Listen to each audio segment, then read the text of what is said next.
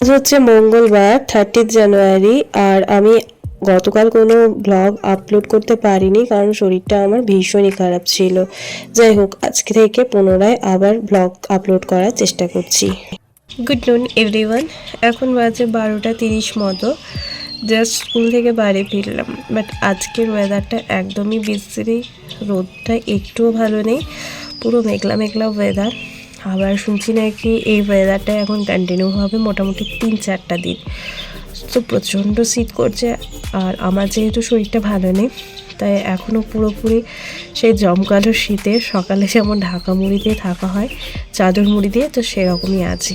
যাই হোক, জাস্ট ফিরলাম বাড়ি, এখন ফ্রেশ হবো একটু।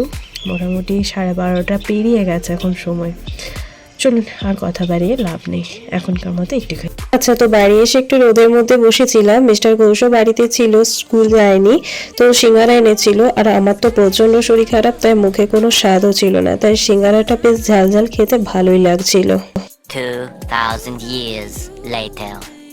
যাই হোক, চলে এসেছি লাঞ্চের জন্য। তো লাঞ্চ আজকে রয়েছে আলু মাখা, এখানে রয়েছে শাক ভাজা বাদাম দিয়ে, এখানে রয়েছে পেঁপে আলু সয়াবিন গাজর দিয়ে একটা সুন্দর মিক্স সবজি, আর ছিল চিকেন কারি, যেটা ভিডিও করা কিন্তু আমার হয়নি।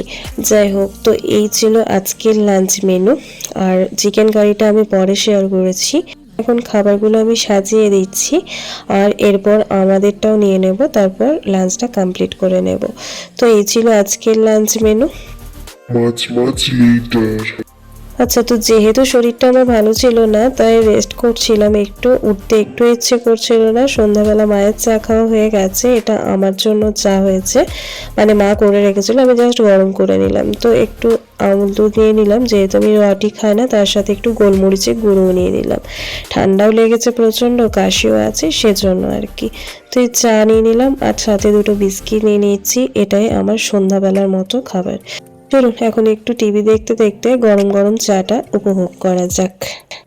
তো এখন বাজে সন্ধ্যে 7:30টার মতো। তো রুটিটা বানিয়ে নিচ্ছি, যেহেতু আজকে একটু স্পাইসি করে কিছু রান্না করতে ইচ্ছে করছে, যেহেতু খাবার ইচ্ছা একটুও নেই কিছুই, মানে নর্মাল কিছু, তো সেজন্য ইচ্ছে করছে একটু স্পাইসি করে কিছু বানাবো। তো যেহেতু আবার দুবার করে গ্যাস মোছা ঝামেলা রয়েছে, তো সেজন্য প্রথমে রুটিটা বানিয়ে নিচ্ছি, তারপর একেবারে রান্নাটা করে তারপরে গ্যাসটা পরিষ্কার করে নেব। যাই হোক, ওদিকে রুটি করা আমার কমপ্লিট হয়ে গেছে। এদিকে আমি আমাদের বাড়ির সামনে যে একটা বাগান রয়েছে, সেখানে কিছু পেঁয়াজ লাগানো আছে, তো ওই পেঁয়াজ শাকই নিতে এলাম, এই একটা ঝাড়ি নেব। তো এই পেঁয়াজ শাকগুলো বাড়ির কিন্তু, আর খেতে বড্ড ভালো। বাড়ির জিনিসে তো স্বাদই আলাদা, আমি সেটা কথাতে কথাতে বলেই থাকি। যাই হোক, চলুন, বাকি জোগাড়ও আমার কমপ্লিট হয়ে গেছে। এখানে রয়েছে ব্রেড, এখানে রয়েছে পেঁয়াজ কলি, যেটা আমি কেটে নিয়ে এলাম। এখানে পেঁয়াজ, কাঁচা লঙ্কা, আদা রসুন টমেটো ক্যাপসিকাম সবই রয়েছে, আর এখানে রয়েছে বাটার।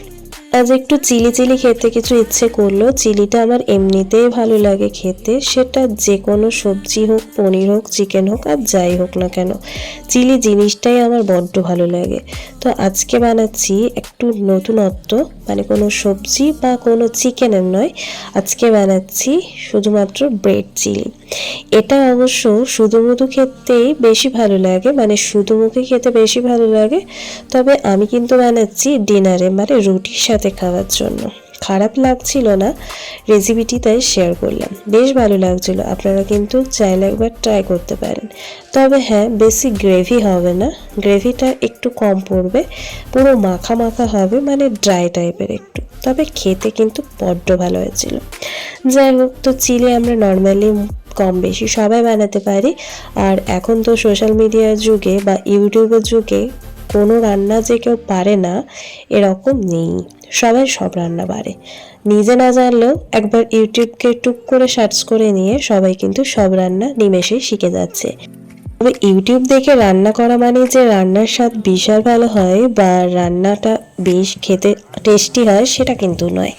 রান্নাটা একটা আর্ট, আমি আগেও বলেছি আবারও বলছি, রান্নাটা কিন্তু পুরোপুরি একটা আর্ট। আর্ট এই জন্যই কারণ সবাই সব রান্না করে, কিন্তু সবার হাতে সব রান্না কিন্তু সুস্বাদু হয় না। কিছু কিছু জিনিস কিন্তু কিছু কিছু পার্সনের জন্যই তৈরি। মানে হয়তো আমার রান্না হয়তো এই চিলিগুলো ভালো হচ্ছে, তো আমার কিন্তু আবার নর্মাল সবজিগুলো ভালো হয় না, সেগুলো কিন্তু ওই মা বা শাশুড়ি মাই ভালো রান্না করে।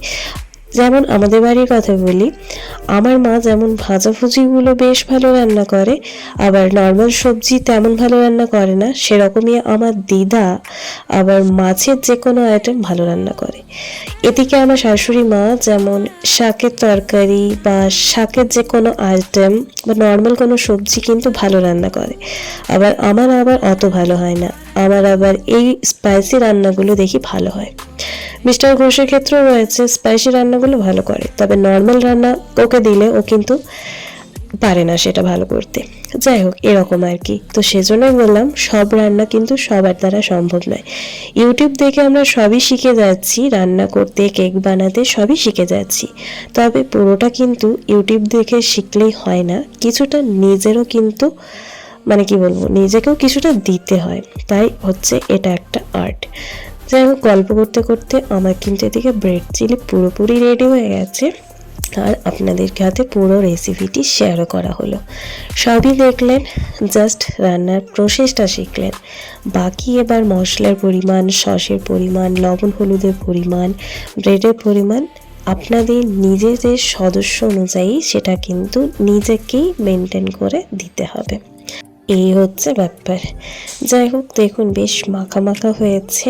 আমি উপর থেকে পেঁয়াজ কলিটা ছড়িয়ে দিলাম, আর এটা একটু ঢাকা দিয়ে রেখে দেবো মোটামুটি 5 মিনিট।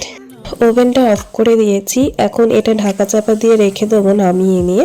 ততক্ষণে আমি গ্যাসটা পরিষ্কার করে নেব। আর হ্যাঁ, যেহেতু সর্দি হয়েছে তাই 3 জনে 3টে ডিম সিদ্ধ করেছি। থেকে একটু গোলমরিচ গুঁড়ো আর তার সাথে একটু বিট লবণ ছড়িয়ে নিয়ে খেয়ে নেব, ভালো লাগে খেতে। চলুন তাহলে, ডিনার রেডি হয়ে গেছে, আর ভিডিওটি তাহলে এখানেই শেষ করছি।